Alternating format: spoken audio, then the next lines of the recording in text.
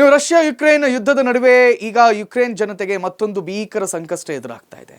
-20 degree Celsius ತೀವ್ರ ಚಳಿಯ ನಡುವೆ ರಷ್ಯಾ ಯುಕ್ರೇನ್ನ ವಿದ್ಯುತ್ ಜಾಲವನ್ನ ಗುರಿಯಾಗಿಸಿಕೊಂಡು ನಡೆಸ್ತಾ ಇರುವಂತಹ ದಾಳಿಗಳಿಂದ ಲಕ್ಷಾಂತರ ಜನರು ಕತ್ತಲೆಯಲ್ಲೇ ಹಿಮಗಟ್ಟುವ ಪರಿಸ್ಥಿತಿ ತಲುಪಿದ್ದಾರೆ. ಇನ್ನು ವಿದ್ಯುತ್ ತಾಪನ ವ್ಯವಸ್ಥೆ ಇಲ್ಲದೆ ಜನರ ಬದುಕು ದುಸ್ತರವಾಗಿಬಿಟ್ಟಿದೆ.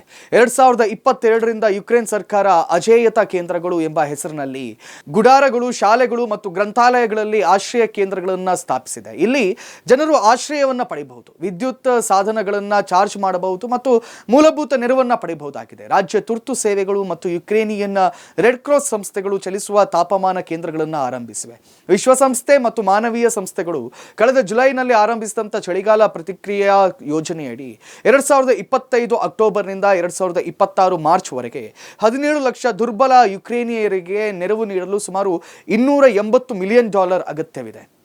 ಆದರೂ ಕೂಡ ವಿದ್ಯುತ್ ಜಾಲದ ಮೇಲೆ ನಡೆಯುತ್ತಿರುವಂಥ ನಿರಂತರ ದಾಳಿಗಳು ನಿರೀಕ್ಷೆಗಿಂತಲೂ ಹೆಚ್ಚು ಹಾನಿಯನ್ನುಂಟು ಮಾಡಿದೆ.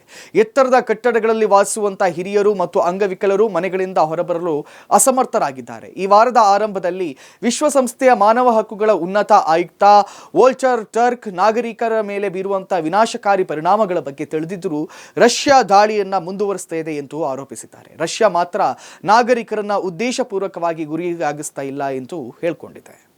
ಇದಾಗಿತ್ತು ಈ ಹೊತ್ತಿನ ಸುದ್ದಿ. ನೋಡ್ತಾ ಇರಿ ವಿದ್ಯುತ್ ವಾಣಿ ಯೂಟ್ಯೂಬ್ ಚಾನಲ್.